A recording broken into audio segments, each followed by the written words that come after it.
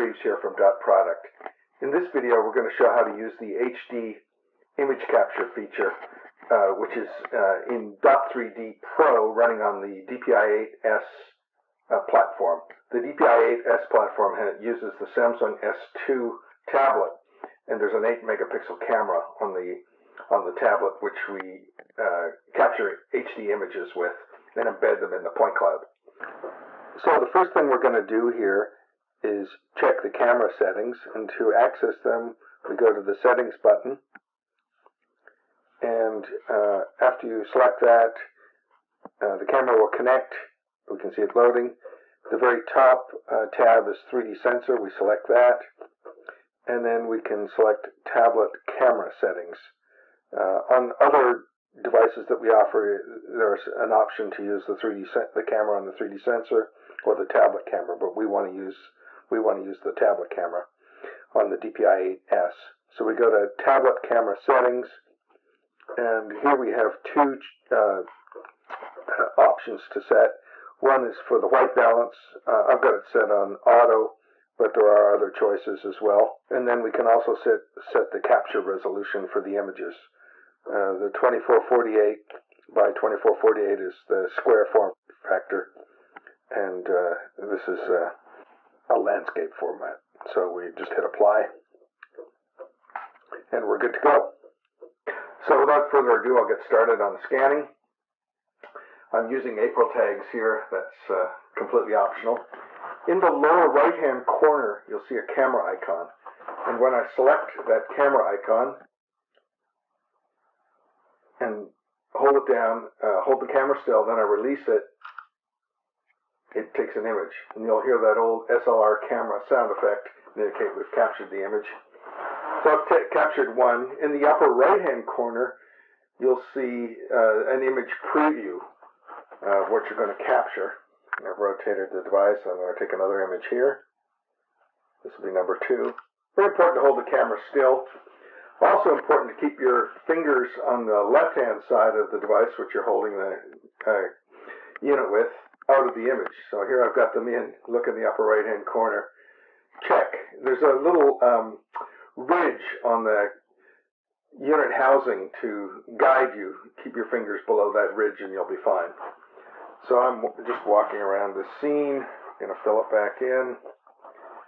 And we'll go back over here, and we'll take another image here. There we go. And we'll finish there. Saving the scene.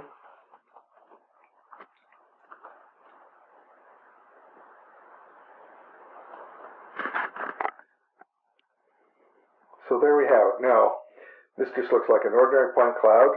I'm going to optimize it, and we'll use those April tags for lid closure, why not? Okay, so now we're going to look at those HD images. So to do that, I select the view icon to high-res frames, and in the point cloud, you'll see 3 camera icons. They're these purple camera fresta. And if we select them, I'll pick the one on the left, it navigates to, or highlights one of the images, the corresponding image in the right-hand gallery of images. I'll select the middle one, and the gallery jumps to that one. There's a green outline of the image in the gallery on the right-hand side. We'll go to that last one. So we could have hundreds of these images. And the thing is that we know the camera position and its orientation in the scene. So we can navigate between the 3D and the 2D view. We can also go the other way. If I select one of the images, it'll take me to the place in the point cloud where I captured that data. And I had the camera rotated, so that's the image there. And if I select another one, it'll take me there. And then if we want to see the detail, what we do is select the image like this and do a long press on it, and up comes the image. Okay? So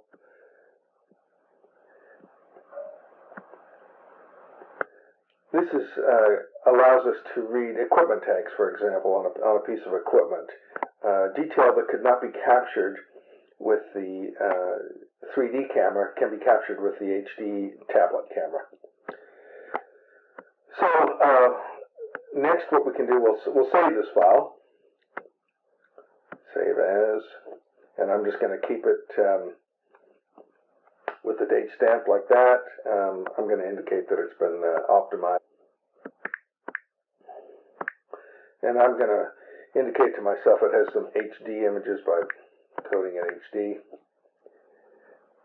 .dp. Okay, done. Yeah, we're going to save it with the automatically detected coordinate system, which is that one. Great. Next, what I'm going to do is I'm going to export these images to the to a separate directory. File, export photos. I'm going to put them in this directory I created previously called Study Photos, and we'll go OK. And then if we navigate to those using our file management solution, let's go to Study Photos. There they are. And we can inspect them there. I'll use the image browser. Those are the 3 images we captured previously. So the aim of this functionality is to make this useful for walk-down processes where you will be capturing lots of photos, and to disambiguate where the photos were captured, which room they were captured in, and, you know, for example, which column you're looking at, which shelf, which piece of equipment. All this can be accomplished with the careful use of these HD images.